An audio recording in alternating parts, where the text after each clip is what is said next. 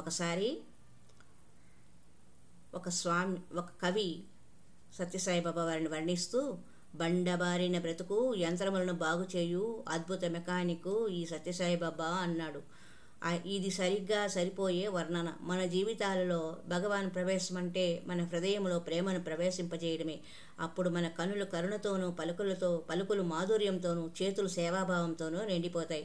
మన హృదయంలో త్యాగభావన మొదలై సేవ చేయాలి అనే తలంపు కలుగుతుంది. ఒక్కసారి స్వామి మన హృదయంలో అడుగు పెడితే ముళ్ళ పొదలతో కూడిన మన జీవితం మల్లెపూల సుగంధ పరిమళాలతో నిండిపోతుంది.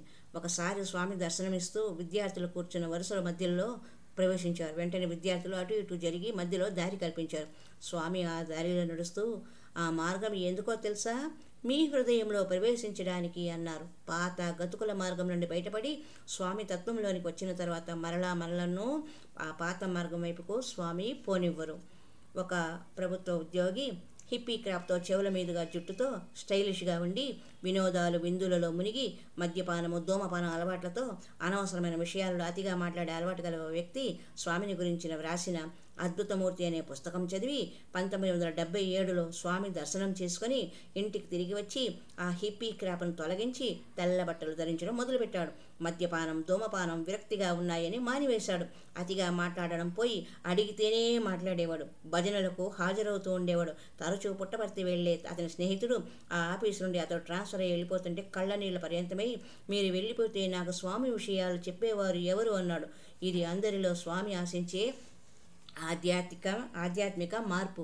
స్వామి ఆ పుస్తకం ద్వారా అతని జీవితంలో ప్రవేశించి అద్భుతాలు జరిపించారు. ఇది విశాఖపట్నంలో ఒక ఆఫీసులో జరిగిన యథార్థ సంఘటన. ఒక భక్తుడు తరచూ సేవాదారులుగా వెళ్తూ ఉండేవాడు పుట్టపర్తికి. అతడు తనలోని మార్పుని ఈ విధంగా చెప్పాడు. నేను తహసీల్దార్గా చేసే సమయంలో అహంకారంతో విర్రవెక్కుతూ ఉండేవాడిని. కూరగాయల సంచి కూడా నా పని వాళ్లతో తెప్పించేవాడిని. కానీ స్వామి సంస్థలోకి వచ్చిన తరువాత స్వామి నా అహంకారానికి కళ్ళెం వేశారు. ఇప్పుడు నారాయణ సేవ కోసం బియ్యం బస్తాను సైతం ఆనందంగా మోసుకెళ్తున్నాను. నా పనులు నేను స్వయంగా చేసుకుంటాను. 20 సంవత్సరాల క్రితం మన ఆలోచన, వ్యవహారాలు, మాట తీరు, మనస్తత్వానికి ఇప్పటి పరిస్థితికి ఎంత వ్యత్యాసం ఉందో మనకే అర్థమవుతుంది. ఈ మార్పు మనకు తెలియకుండానే స్వామి మనలో కలిగించేదే మనలోని పూర్వపు పశు లక్షణాలు. అహంకారం ఒక్కొక్కటిగా తగ్గిస్తూ మనలో దయ, సేవాభావం వంటి దైవత్వ గుణాలు పెంపొందించుటకు స్వామి మనలో ప్రవేశించారు అనుటకు మారిన మన మనస్తత్వమే నిదర్శనం అంటూ తహసీల్దారుగా ఉన్న ఆయన చెప్పుకున్న ఆయన జీవిత అనుభవం. సన్మార్గము వీడి చరించు వారిని పట్టి కాపాడుడి వ్రతము నాకు అన్నారు బాబా అని ఆనాడు తమ అవతార ప్రకటన రోజున ప్రకటించారు స్వామి. మనలా కాపాడబడి నేటికి సన్మార్గంలో నడుచుకుంటున్నవారు దేశ విదేశాలలో ఎందరో. మన నిజస్వరూపం దివ్యత్వమే కాని దీనత్వం కాదని, ఆనంద స్వరూపమే కాని నీరస స్వభావం కాదని బోధించిన బాబా నేటికి అనేక మంది భక్తులకు దర్శన సంభాషణల భాగ్యం కలుగజేస్తూనే ఉన్నారు. ఇటీవల చెన్నైలో ఒక భక్తురాలికి స్వప్న దర్శనమిచ్చి, లేచి పాద నమస్కారం చేసుకో అని అక్షింతలు ప్రసాదించారు. నిద్రలేచి చూస్తే పక్కనే అక్షింతలు ఉన్నాయి. తోటివారు కష్టాలలో ఉన్నప్పుడు వారిని నిర్లక్ష్యం చేసి మోక్షం మోక్షం అంటూ ప్రాకులాడాన్ని స్వామి ఖండించారు.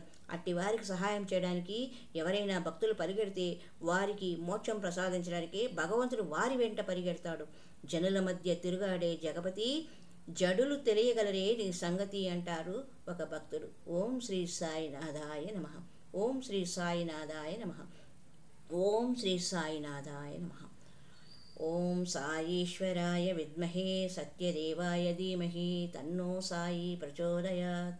ఓం సాయి నమో నమః. శ్రీ సాయి నమో నమః. జై జై సాయి నమో నమః. సద్గురు సాయి నమో నమః.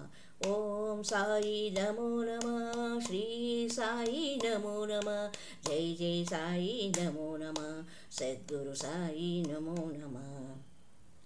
ఇవాళ భాద్రపద పూర్ణిమ శుభ సందర్భంగా బాబావారి జ్ఞాపకాలతో మీ ముందుకు వచ్చినాం. హరి ఓం తత్సత్.